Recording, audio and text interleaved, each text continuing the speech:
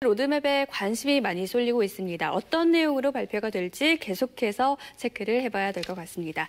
자, 부동산 가이드톡 이야기로 넘어가 볼 텐데요. 김포 내 도시개발구역 중에서도 가장 각광받는 지역이 풍무지구일 텐데요. 아무래도 접근성이 뛰어나서가 아닐까 싶은데 오늘은 이곳의 단계별 투자 전략을 짚어주신다고요? 네, 마곡지구의 제1배후단지로 볼 수 있는 풍무지구 택지지구가요. 김포철도가 2018년도에 개통이 되면 마곡지구까지 4정거장밖에 안 돼요. 그러니까 그런 지역을 과연 우리들은 어떤 부동산을 유념하게 보면서 실거주 또는 투자를 해야 될까를 오늘은 공부하도록 하겠습니다.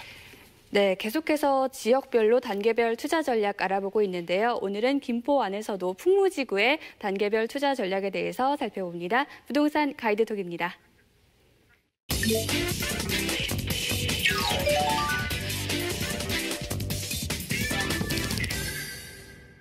부동산 투자, 이제는 쉽게 하자.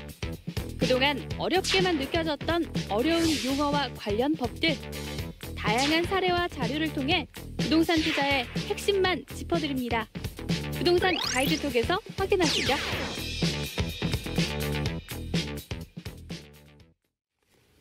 네, 오늘은 김포 풍무지구 내 지역 분석을 통해서 과연 무엇을 투자를 해야 될지, 과연 실거주용 아파트를 사야 될지를 분석해 보도록 해보겠습니다. 답을 먼저 말씀드릴게요. 풍무지구 내 25평 아파트는 3억대 중반 정도에 매수하면 좋을 듯합니다. 근데 반드시 실거주를 병행하는 재테크여야 되고요.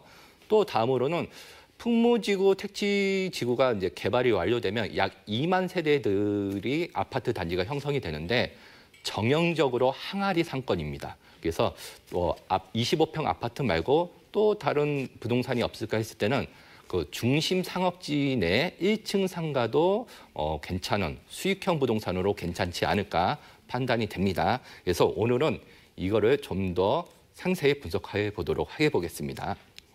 우선 김포 풍무지구를 보게 되면요, 동쪽에 마곡지구가 인접해 있는 거를 화면상 인지할 수 있겠죠. 김포 풍무지구는 김포 도시철도가 2018년 11월경에 개통될 예정에 있고요. 그렇게 된다고 하면 마곡지구 내까지 약 4정거장, 환승은 해야 되기 때문에 한 15분이면 출퇴근이 가능하다고 볼 수 있습니다. 우선 여기서 마곡지구를 제가 잠깐 설명을 드려야 돼요.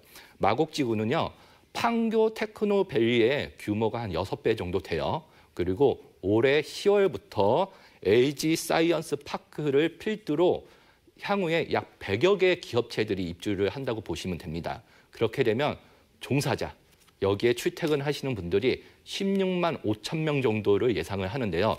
이 규모는 판교 테크노밸리의 1.5배입니다. 그런데 반면 주택 공급은 판교의 절반도 안 돼요. 결국에 수많은 사람들이 이 마곡 지역에서 출퇴근을 해야 되는데 주택 공급이 많지 않고 또 마곡지구 내의 아파트는 너무 비싸잖아요. 거의 9억대, 10억대 가니까 제2의 배후주거지를 찾으러 다닐 거예요. 그렇게 되면 김포시에서는 풍무지구가 가장 인접해 있기 때문에 풍무지구 내 그 아파트들이 이제 배후주거지로 각광을 받지 않을까 판단이 되고요. 대략 마곡지구과 풍무지구 내 아파트 시세를 비교해 드리면 마곡지구 내 30평대는 9억대 초반 정도 되고요. 25평은 7억대 초반입니다. 근데 김포 풍무지구 내 아파트는요, 30평대는 4억 중반에서 5억 정도, 그리고 25평은 3억 중반에서 4억 정도 형성되다 보니까 절반 가격이니까 꽤 매력적인 아파트 단지가 되지 않을까 보고, 이제 좀 더 세밀하게 부동산 투자, 단계별 투자를 한번 들어가 보도록 해보겠습니다. 네, 차트를 보게 되면 우선 풍무역 인근에 이렇게 아파트 단지가 있습니다. 우선 내가 답을 드리면 실거주를 병행하고 풍무역 인근에 인접해 있어야 되고요. 반드시. 그리고 25평 아파트를 3억대 중반에 매수를 하게 된다고 하면 굉장히 재테크 플러스 실거주로 훌륭할 듯합니다. 마곡지구 내 아까도 말씀드렸지만 25평 아파트가 7억대 초반을 감안해 보면 그 절반 가격인 3억대 중반에 매수를 하게 된다고 하면 굉장히 매력적인 가격이 될 것 같고요. 근데 불행히도 현재는 시세가 한 4억대 정도 돼요. 풍무지구는 입주 물량이 내년에 꽤 많아요. 혹시나 입주 물량이 폭발했을 때 가격 조정이 돼서 내가 25평 아파트를 3억대 중반에 매수한다고 하면 굉장히 매력적인 부동산 투자가 될 듯하고 실거주를 병행을 한다고 하면요. 그리고 내가 이렇게 계속 25평 아파트, 전용 59제곱미터 아파트를 강조를 하냐면요. 기존 풍무동에 있는 아파트들도 25평을 손가락으로 셀 수 있을 만큼 적습니다.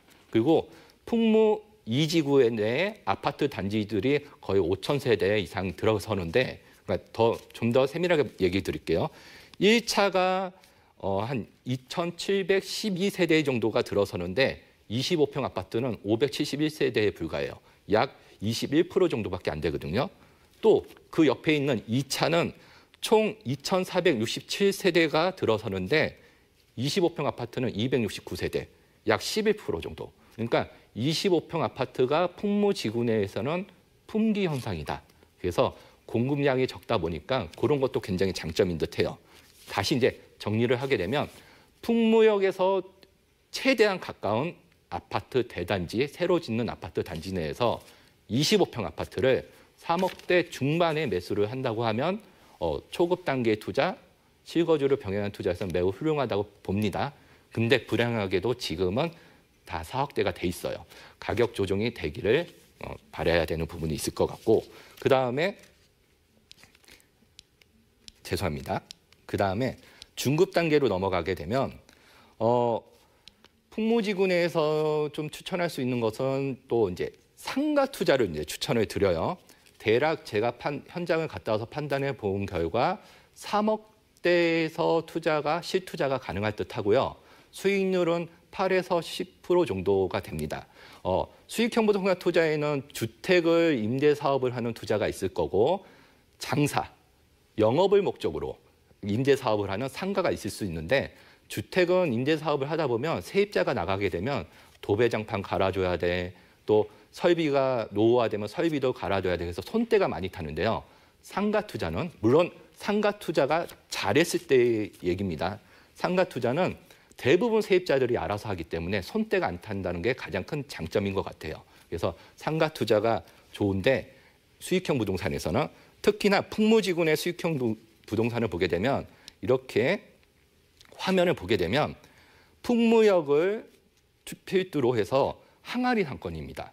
약 아파트 세대 수가 2만 세대 정도 되거든요.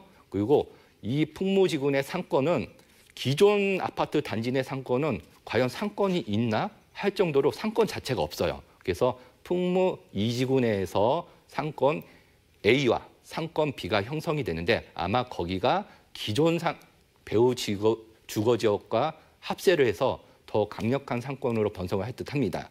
근데 우선 여기서 시청자 여러분들이 조금 고민을 해야 되는 게, 풍무역 바로 앞에 있는 상권 A와 또 인근 홈플러스 인근에 있는 상권 B, 과연 둘 중 어디에다가 내가 상가 투자를 해야 될까를 고민을 하셔야 되는데, 정답을 말씀드리면 전철역 앞이 아니라 상권 B에 투자를 해야 됩니다.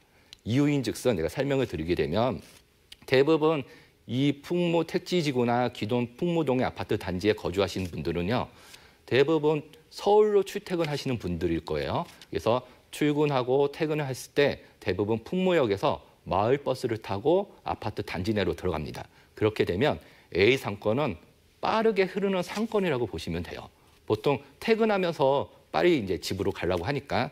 근데 그러고 나서 이제 집에 도착해서 부부와 또는 자녀들과 이제 외식을 해볼까 하고 소비하러 나가게 되면, 가다 보면 전철역 상권까지는 너무 멀어요. 결국에는 중간에 있는 상권 B, 거기서 이 대부분의 수요자들이 상권을 여기서 소비한다고 보시면 돼요. 그래서 A까지 상권이 형성되는 게 아니라 상권 B가 A 상권을 거의 흡수한다고 보시면 돼요. 더욱이나 또 인근에 공원이 이렇게 돼 있기 때문에, 화면을 보시면 돼 있기 때문에 프로지오 1차, 1차의 세대수까지도 대부분 비상권으로, 공원으로 인해서 상권이 단절되다 보니까 비상권으로